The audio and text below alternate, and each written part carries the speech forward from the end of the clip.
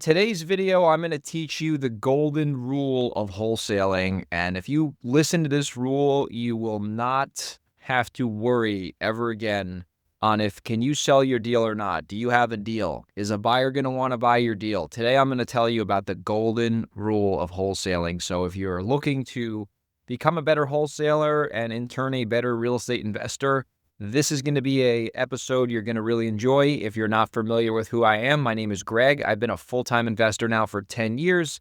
I've done 500 flips, wholesales, and I own a bunch of rentals. So I have a lot of experience in this business, and everything you're going to learn from me is not regurgitated theory out of some old real estate textbook from the 90s. This is real-world practical information. So if you get value from this video, do me a favor. If you're watching, if you could subscribe to my channel, like the video. And if you're a super fan, if you can share this on social media, that would mean a lot to me. So let's get into the golden rule of wholesaling. If you have a deal, somebody will buy it. I'm going to say that again because it was so simple you probably slipped by it quickly.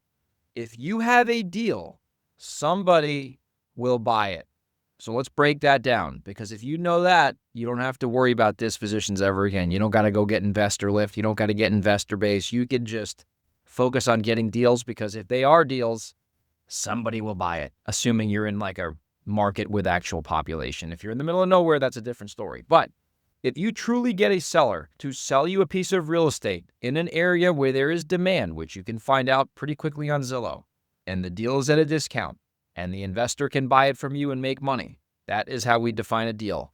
A piece of real estate in an area with demand where an end buyer, aka a flipper or a landlord, can buy it at a discount, that would be a deal. So if you have something like that, right, that's part one, somebody will buy it, which is part two, which is, hey, if you have part one, part two will show up, right? Now, yeah, obviously you're going to have to do some, reaching out to people. You're going to have to call some people and text some people and email some people and post it on Facebook. And if you have an email list, email it out. But if you have a property that actually makes money, somebody's going to buy that property, and they're probably going to buy it within the matter of a few days. I see so many stupid deals on Investor Lift and these other websites. And I'm not shitting on Investor Lift. I'm just saying that's a platform where there's a lot of deals that aren't deals, but it is a good platform nonetheless. But you have a property that's at a discount and it's at a good price and it's off market. You're going to sell that no problem. Doesn't matter where it is. It could be in Texas, New York, New Jersey, California, Washington, Arizona. Doesn't matter, right? Because I'm a buyer. My friends are buyers. If I see a freaking property that I could buy for $300,000 that needs 70 grand worth of work that will sell for 500,000, right? That's not a home run, but that's good enough to make money. And the biggest issue I see with wholesalers, and I fall guilty of this once in a while as well, is that they try to sell a deal that doesn't make any sense. Simple. They try to sell a property that makes no financial sense for somebody to purchase, and they wonder why they can't dispo their deal. It's because they don't have a deal. They have dispo teams. They have dispo experts who try to basically polish up a turd and sell it to some other moron. That doesn't work consistently. You might get lucky once in a while trying to sell some house that doesn't make sense to some rookie who doesn't know what they're doing, but you're going to run the risk that that person doesn't close, and you're going to run the risk that they just bought a shitty deal from you and they're never going to buy a deal again because you lied about the numbers. So, in my opinion, if you want to be a wholesaler and you actually want to have success and consistency, you need to get properties really cheap enough to where somebody else can buy it from you and you make money, and then they also make money. Isn't that a novel concept? You're wholesaling a house, which means you're providing a piece of real estate at a wholesale price. And if somebody's buying the property at a wholesale price, it would be assumed that they would be able to make money because they bought it at a wholesale price. Now, the issue I find is that the prices that wholesalers are asking for their deals, and I'm saying that in parentheses if you're watching the video, is not a good price. The numbers don't make sense.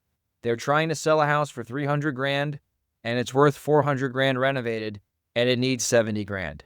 You're not going to make money on that. Even if you pay cash, you will break even. So that's why you're not selling your deals. Not because your buyer's list sucks, not because your market sucks. It's because your products don't make financial sense. I'll give you a good example on a good deal that sold and a bad deal that didn't sell in my own business recently. I had a house. I had it under contract for $230,000. and I tried to wholesale it, and I successfully wholesaled it for, I think it was $268. So I made $38,000 minus I had some costs associated for some other stuff. So I ended up making like 26 grand net, but I got the fee was whatever, 36,000, whatever the hell you want to call it. Okay. That property is worth 425 fixed up, and it needs 70,000 bucks, maybe 80,000 worst case. That flipper is going to make money. I'm going to do the math right now. They paid 268 for the property. Let's say worst case they put in $80,000. They paid cash, so there's no financing. They're going to pay commissions on that. Their overall soft costs on that will probably be $35,000 worst case. So they're all in for 383, and this will conservatively sell for 425. Let's call it 430. They're going to make $47,000 conservatively on that property. Like that's 50 grand. That's enough meat for someone to do that project, right? And that I sold that for a good amount of money. I sold that property in 2 days with no issues. People were fighting me for that property because it was a good deal. It makes sense. It makes money. Go figure. And that 80K reno is ultra conservative. It's probably like 65, right? So that's me being really conservative with the number. And it might sell for 450, honestly. It's a good house. Okay. Now, in contrast, I had another property that somebody brought to me as a JV opportunity, and the numbers didn't really make sense on this one. I told this person right off the bat, I said, these numbers don't make sense. We could try, but this is probably not going to be profitable because I don't think anybody's going to agree with the numbers that we're suggesting. And I don't think this is a deal. And I was upfront with that person about that off the bat. And they said, let's just try. I said, okay, whatever. Got it under contract for 900, I think, something. It was in Gig Harbor, 900,000, which is high to begin with for Gig Harbor, assuming it's, a regular house. And I tried to dispo it, I think, for 930. And the rehab of 200 was 100% accurate. That was actually probably right on the money. But the ARV, we thought, and it could have been 1.3 to 1.4, allegedly. But the house was built in 1920, needed a bunch of work. The ARV could also have been 1.1, 1.2, and most of the buyers thought that it was a 1.1 to 1.2 ARV. Therefore, 930 makes no sense. Nobody bought that deal. And I knew that, and I told the wholesaler, this is not a good deal. We can try if you want, but it's probably not going to work out. Guess what? I emailed it, put it out on Facebook, did the typical thing. Nobody wanted it. So you know what we did? We took that deal behind the barn and we shot it. Anyway, that didn't work out because the numbers made no sense, right? You have one property, sell it in 2 days for a nice wholesale fee. You have another property, couldn't sell it for the life of me because it made no sense. The takeaway here is that good deals sell themselves. That is the secret to wholesaling right there. So hopefully you take this seriously. You understand if you're not dispoing your deals, it's because the numbers don't make sense. It's not because your buyer's list sucks. It's not because your market sucks. It's because your deals don't make sense. I'll give you one more example. This is a house down the street, actually. Wholesaler had it.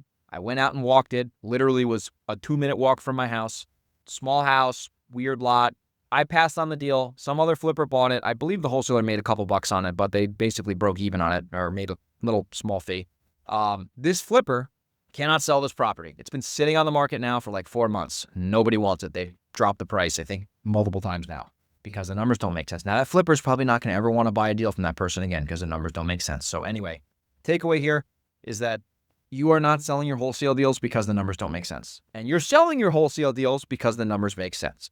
Now, if you do have a deal and it makes sense and I like the numbers and we can agree that there's some value on the deal, I'd love to buy it from you. If it's in the Hudson Valley, if it's in the state of Delaware, or if it's in the Seattle area, you have a wholesale deal and the numbers make sense, I'll buy it. Send me an email, greg@velocityhousebuyers.com. I'll see you on the next video.